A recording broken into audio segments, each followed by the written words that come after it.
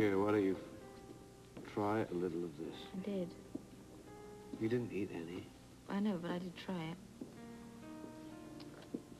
Okay, well, why don't you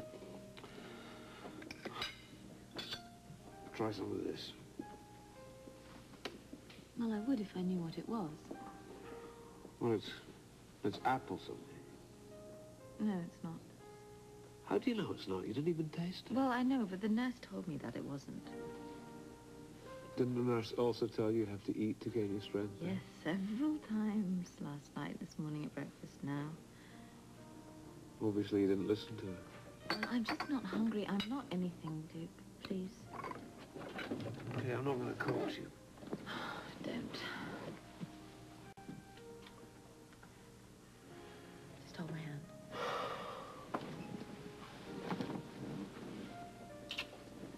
I wish you'd eat.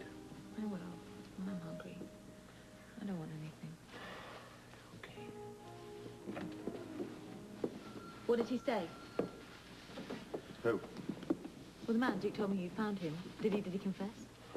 No. Well, you've got to get him to confess. You need that evidence. Yeah, we're putting that together. Well, a torch was used to cut the cable, right? Right. He tell you all that? Yes.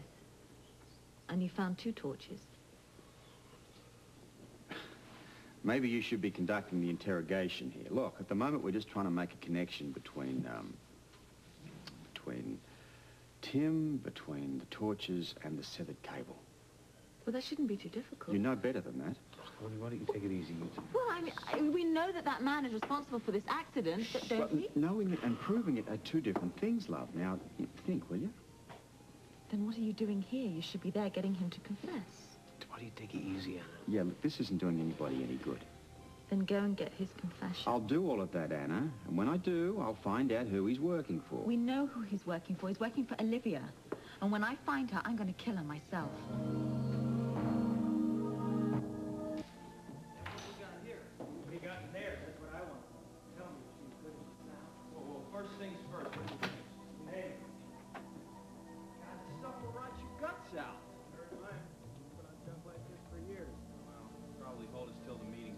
Yeah, that's gonna be a spread, I guarantee. The big shots really know how to do it. More junk food than you thought imagined. In 6 languages. Yeah, and full of grease. And they call it gourmet. We'll tell you all about it tomorrow, Slinko. What are you talking about? I'm coming to the meeting. No, I'm going to the meeting. You and Dugan are staying here with Shirley Temple. Wait a minute, this is a summit. I belong there. I've been with the family longer than you 2 combined. Yeah, well, I'm in charge here, and I say that you stay here. Now, pass the pastrami. Why, I never thought I'd live to see the day. A woman running the outfit. Yeah, I didn't think there was a skirt alive who could hack it. Olivia. Well, if the old man gives the go-ahead, they'll just have to go along. You better go feed Princess Diane there. Yeah, I want something to eat. That is, unless she's watching her weight. Oh, I'll be glad to watch her wait for her. Wait, let me go. Here you. My turn.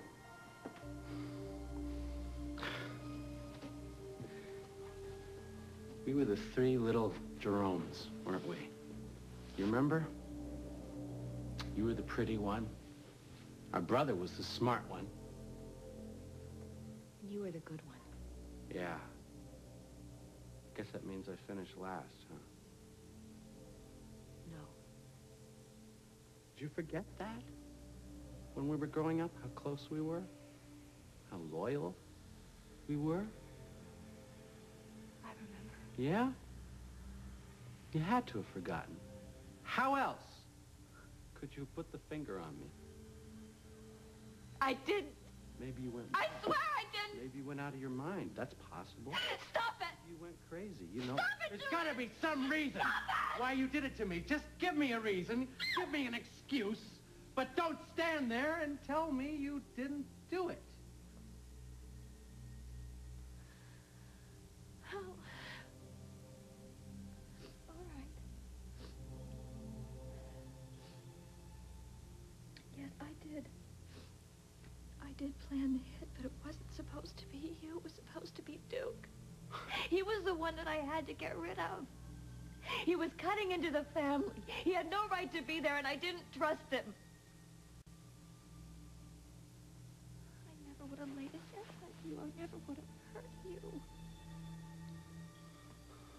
Julian, the Carters tricked me. You're bound to know about that if you know as much as you say you do, that the plans changed at the last moment.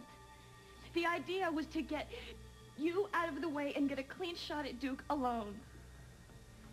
You stand there and look at me and admit that. I was only doing it to protect you.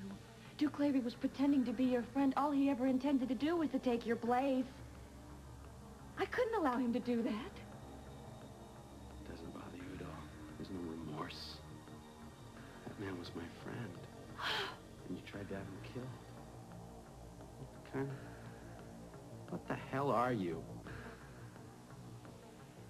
Okay, let's have a look at that report. We traced the electric cables to a hardware store downtown. Now, there's nobody there that can or will identify your man. Let's talk about these 2 torches. One... Cousin Robert. Oh, excuse me. Brunella, not now, please. But I forgot to tell you something. Well, can't it wait? Not if you've got Tim in jail. You've got to know. Maybe you should listen to her, Robert. Well, the other day, I saw Tim with a very big bankroll. And? Very, very big. That's it? Well, isn't it suspicious, though? I mean, a college boy walking around with a wad like that. Tim was hardly a college boy. But thank you. Thank you anyway, Brunella. Well, it was worth interrupting for, wasn't it? Well, the police department are investing evidence of a rather circumstantial nature. And on that note, I guess, yes, we're very thankful for your coming in.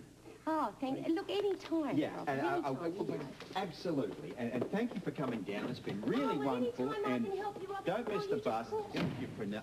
Let's talk about those torches. Okay, we got 2 of them. Either one of them Tim could have used to cut the cables. Now, Dotson. The first one was found in a dumpster. The second one's found on the docks. Evidently, it was tossed in the water someplace else, washed up by the tide. It had enough air in the fuel reservoir to keep it afloat. Huh. Yeah. Yeah, send him in. Mort Lippincott, you know him? Should I? Public defender. Good one. I represent Tim Barnett. Name's Lippincott. Mort Lippincott. Chief Lewis, Detective Dodson. How do you do? Me, you know. So you remember how I work, and I know how you do things. You have no charge, Commissioner. The death of a fetus is only murder if the fetus is developed enough to stay alive outside the womb, which isn't the case. It's also irrelevant, since my client had nothing to do with that malfunctioning elevator. So I insist you release him. At once.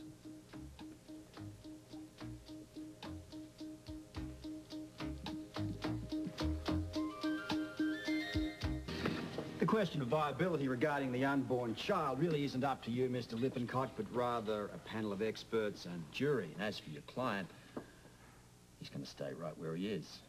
We're investigating numerous other charges against him. Fine. I'll just file early preliminary hearings. I mean, you've got no probable cause to hold him. You've got no evidence. Well, that's not necessarily the case. Case? What case? It's all circumstantial. I mean, you know that, I know that. You can't place him on top of the elevator. You can't prove he had a motive. You can't prove anything. Look, if all this bravado is some sort of an effort to get disclosure, then you've got it. Point 1. We have the electrical cables that your Mr. Barnett purchased from the Reading Electrical Company. Point 2. 2 acetylene torches. One found in a dumpster, the other one found floating around underneath the docks. Now, as it so happens, your client has the technical knowledge to use this stuff. We can tie him to it one way, and I've got people out there now looking for that. Secondly, your client engineered the opportunity to be at the scene of the crime. I have a copy of this made for the council, will you? Thank you, Guy. All right, Mort. I think I can call you Mort, you know, as we're going to be working together on this. Mort, I think you know as well as I do that your time would be best spent talking to your client, convincing him that the best way to save his pelt is to cooperate. Well, I'll get back to you. Good. Gentlemen.